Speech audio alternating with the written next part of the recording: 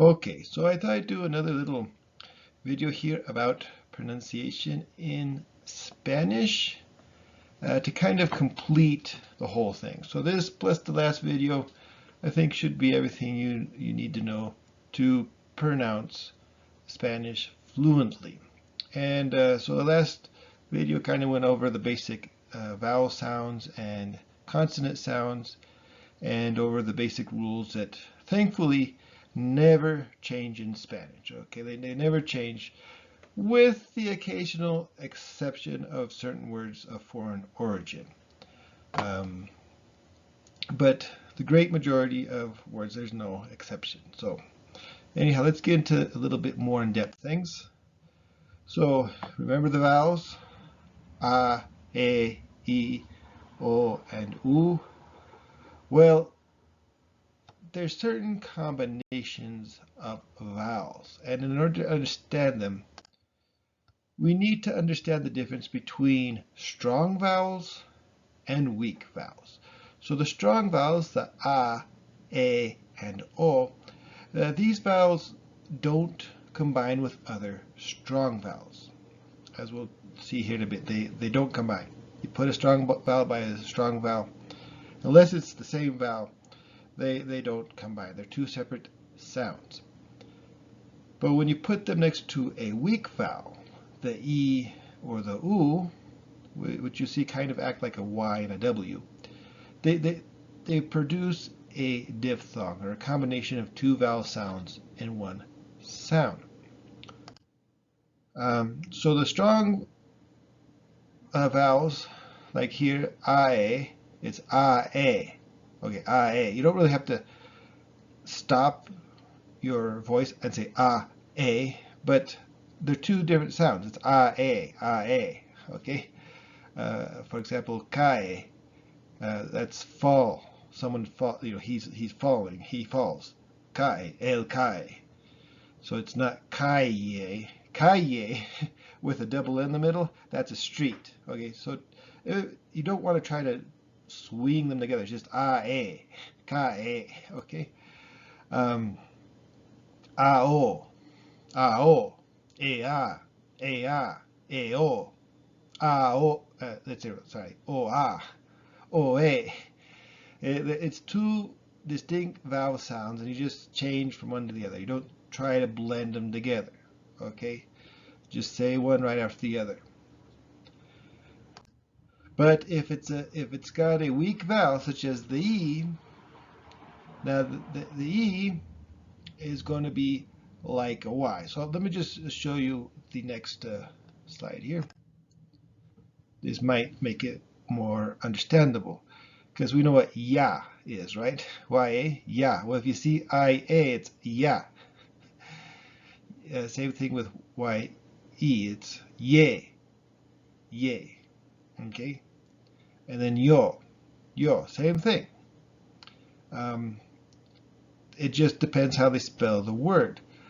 Like yellow, it starts with an H. H's don't make any sound, but then it's E-I, H-E-I, yeah, just like as if it were Y-E, yeah, yellow. And what if we put the I at the end? Well, it's kind of like putting a Y at the end. I, A. Now remember, Spanish vowels are very pure, like just the E by itself is pronounced eh. You want it to sound like English, put a Y or an I after it. It's A. What's up, A? And the same thing with O-Y or O-I, oi. So remember that the I swings into the next vowel and makes it a single syllable. I, a, ya, yay. So it's like adding a Y next to it, basically. Same thing with the U, the U. This is also a weak vowel. And it basically is like a W. So I'll show you the next slide. And then this one, because of English, it's not completely understandable, I suppose, compared to English. But the first one's pretty easy. Wa, right? W-A, wa. Well, U-A is Wa, like in the word chihuahua. In Chihuahua, it's U-A, U-A. It's H-U-A, H-U-A. Remember, the H's don't make any sound. So wa, we, wo. What about A-W? Well, that's ow, or A-U. Ow, ow, like audio, ow. Because you're going from ah to oo sound and you're swinging them together. Ow, ew, ew, oh, oh. Remember that the O in Spanish is pure, just a O sound.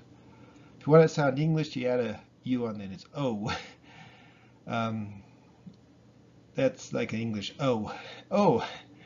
O. O. O. See? You're swinging that U into it like a W, kind of like a W sound. Wa, we, wo, ow, ew, O. Okay? And just remember, we use the U here because we don't have W's in Spanish. W is not a Spanish word. I can only think of one word off the top of my head that has a W in it in Spanish, and it's of foreign origin. It comes from English. So anyhow, what if you put the same vowel next to each other? Well, I don't know if there's a right answer here. Basically, it's just lengthening the vowel, and if the first vowel is the accented vowel, we'll talk about that later. It just is kind of a little bit longer vowel. And if the last vowel is the accented vowel, you kind of notice this difference, like a, e, I, o, u. Like the verb to read, leer, leer. It's e, leer, leer. It's not le, er, even though there's two e's in it. Le, er. No, it's leer, leer. You do kind of notice a difference between le and er, but they're just put together, leer. Whereas the word le, L-E-E, he reads, le, it just sounds a little bit longer to me. Like I say, I don't know if that's the exact right way of putting it, but it just sounds a little bit longer for the most part. But you'll get used to it as you listen to them put together. What if you put an H between vowels? Does that separate them? No, it doesn't. H's make zero difference whatsoever in Spanish pronunciation. Here we still have ya, ye, yo, I, a, oi, wa, we, wo, ow, el, and o, which is kind of covered up by my big head. But the H makes no difference. Just remember, you see an H, pretend like it's not there. It does not make a single bit of difference in any word. It doesn't even separate diphthongs from two vowels combining. Same thing if it's the same vowel.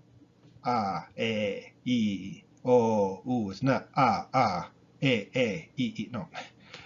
H makes zero difference whatsoever. Never should, never will. That's my story. I'm sticking to it. So, what if we want to turn a weak vowel into a strong vowel so that it does not combine with other strong vowels? Well, easy. Put an accent on it. So here, these are all strong vowels because they'll have the weak vowel has an accent. It makes it strong. So instead of being ya and ye and yo, now we have ia, ia, ie, ie, io, io, ai, ai. There's actually a word, A-H-I with accent. Remember that H doesn't make any difference, but it's I. And that's a different pronunciation than I. H-A-Y, I. I and I are two different words. They're pronounced differently because there's an accent. That's why they're pronounced differently. A-I, O-I, ua, ue, uo, au, u, o, u. So yeah, if the weak vowel, the e or the u, has an accent, it automatically becomes a strong vowel. So and does not combine with the other vowel to make a single syllable. You have two different syllables when you have two strong vowels next to each other. However, that's not the only reason why we use accents. The main reason why we use accents is to indicate where the accent is, the accented syllable in a word. Obviously, words with one syllable, there's no real accent because you could say that the whole word is accented. There's only one syllable, but normally each syllable is a little bit higher and louder, or a little bit lower, you know. Or you can even get like an Italian accent, that long part of the accent. That is the accent, okay? And some places they speak Spanish. I kind of like that. So how do we know where that accent part of the word is? Well, if it has an accent mark, I put that at the last, but that gives it off right away. If there's accent mark there, that's what the accent is. However, if it does not have an accent, if it ends in a vowel or S or N, remember this is the vowel S, N. If it's vowel S or N, it's the second to last syllable or second to last vowel. Strong vowel, such as habla, hablas, hablan. That is, he speaks, you speak, they speak. Of course, those would have two syllables, a and bla, right? Habla, hablas, hablan. They end in a vowel or an S or an N, so it's the second to last syllable, second to last vowel. Even if there's a whole ton of syllables in the word, like 4 syllables, like in necesita, necesita. It's the C, necesita. That's the accented vowel, the accented syllable. Necesitas, necesitan. They end in a vowel, or an S or an N. It could be any vowel, the A, the O, the U. But as long as it's a vowel or an S or an N, the second to last syllable, the second to last, and I say syllable because remember there's weak vowels that can combine and make one syllable, so it's the second to last strong vowel, basically. Well, unless there's a weak vowel by itself. But anyhow, just remember that vowel S or N. What if it's another consonant besides S or N? Then it is the last syllable, such as in costal. Costal. That means a sack, right? Costal, costal de papas, like a sack of potatoes. Reloj, reloj. That's a clock or a watch. Reloj. Necesidad, necesidad, necessity. All of these words, as you can see, they end in a consonant that is not S or N. So it's going to be the last syllable, the last vowel. That's going to have the accent. Now, what if there's an accent mark? Well, that gives it off right away. Wherever the accent mark, that's where you want to put the accent. Okay, the accent goes on the accent, such as difícil. Now, if this didn't have an accent, it would be difícil, but because it ends in a consonant. Same with fácil, but they don't have the accent there because they have an accent written, a written accent. Difícil, fácil, difícil, fácil, difficult and easy, right? Difícil. So just notice where the accent is. Same thing with sartén. Sartén normally would be sartén, right? Because it ends in an N. But we put the accent on the E, on the last syllable, right? Sartén. because it's written there. That's why they write it there. Same thing with álamo. Álamo. Álamo. If it did not have an accent, would it be alamo? Right? Alamo, because it'd be the second to last, because it ends in a vowel.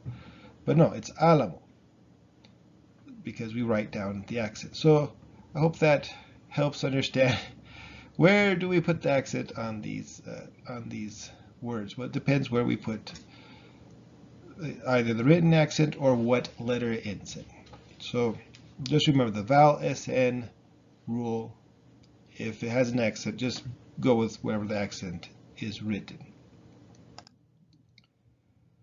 Now let's back up to the lesson of the last lesson, right?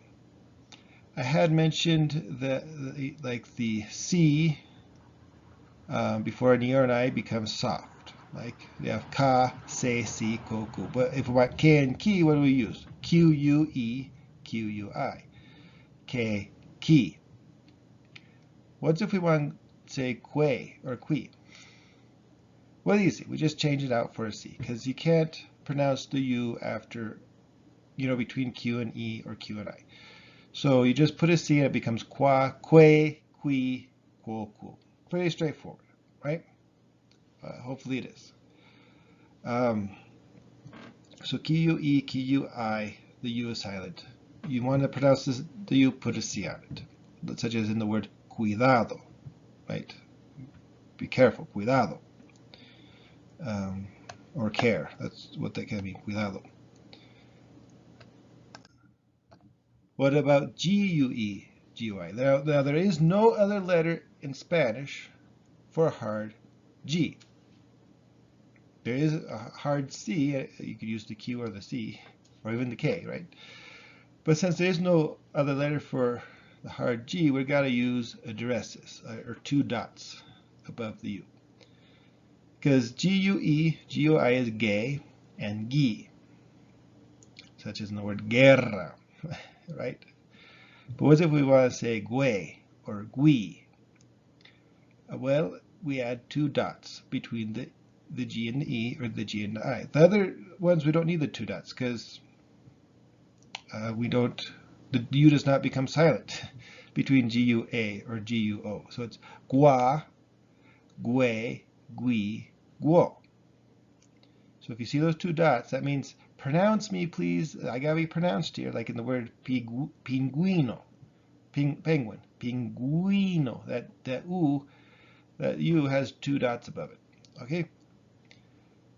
So that should be pretty much everything you need to know to speak and read Spanish very, very well.